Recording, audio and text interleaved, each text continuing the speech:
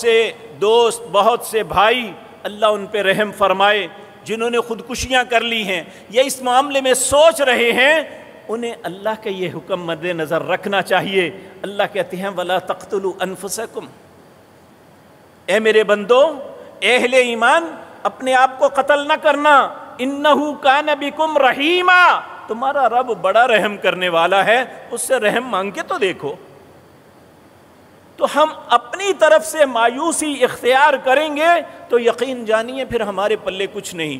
دوسری بات جو میرے اور آپ کے لیے ضروری ہے کہ ہم نے اپنے مستقبل کے معاملوں کو وابستہ کر لیا ہے مختلف لوگوں کے ساتھ کہ فلاں آئے گا تو ہمارے حالات بدل جائیں گے، فلاں آئے گا تو ہمارے حالات بدل جائیں گے۔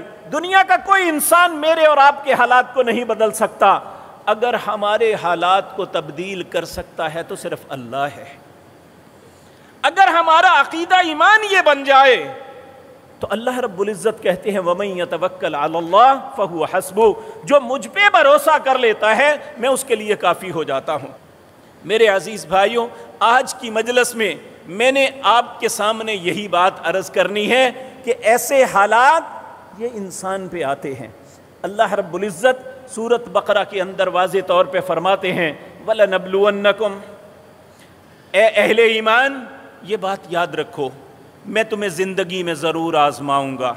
وَلَنَبْلُوَنَّكُمْ، میں ضرور آزماؤں گا، بِشَيْءٍ، کسی بھی چیز سے، من الخوف، خوف ڈالوں گا، امن و امان کا مسئلہ ہوگا، انسان اپنی جان اپنے مال کے متعلق خوف زدہ ہوگا، اسے بے یقینی کی صورتحال ہوگی۔ کہا یہ ایک بہت بڑی آزمائش ہے کسی بھی معاشرے، کسی بھی خاندان، کسی بھی انسان کے لیے۔ اللہ کہتا ہے میں یہ آزماؤں گا بشیء من الخوف۔ دوسرا والجوع، بھوک کے ساتھ، یعنی رزق کو چھین کے، رزق کم کر کے، ونقص من الاموال، مال کو کم کر کے، والثمرات، بعض پھل چھین لوں گا۔ اب انسان اپنی بیماریوں کی وجہ سے وہ نہیں کھا سکتا، چاہتا ہے زندگی میں اس کے محبوب پھل ہیں، محبوب غذائیں ہیں، لیکن اپنی بیماری کی وجہ سے نہیں کھا سکتا۔ یہ بھی اللہ کی طرف سے آزمائش ہے۔ وَنَقْسٍ مِّنَ الْأَمْوَالِ وَالْأَنفُسِ، جان بھی لے سکتا ہوں، وَالثَّمَرَاتِ، پھل بھی چھین سکتا ہوں، لیکن ان سارے حالات میں وَبَشِّرِ الصَّابِرِينَ، بشارت کن کے لیے ہے؟ جو صبر کریں گے۔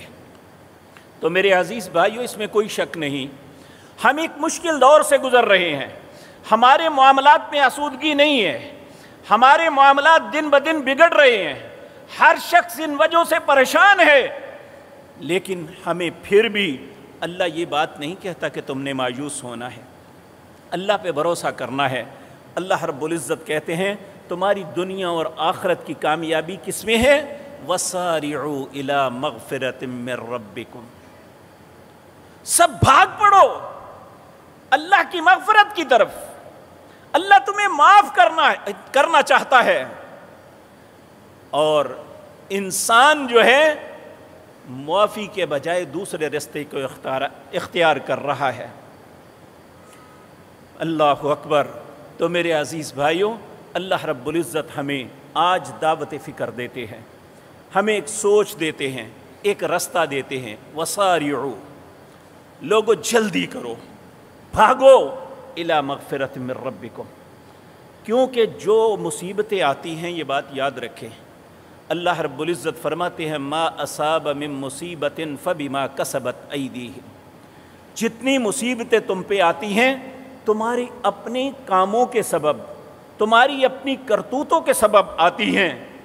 مَا أَصَابَ مِن مُّصِيبَةٍ فَبِمَا كَسَبَتْ أَيْدِيهِمْ وَيَعْفُو عَن كَثِيرٍ، اللہ تمہاری بہت سی باتوں سے درگزر کر جاتا ہے، چلو یہ بھی چھوڑو، یہ بھی چھوڑو، لیکن جو مصیبت آتی ہے اس کے دو سبب ہوتے ہیں۔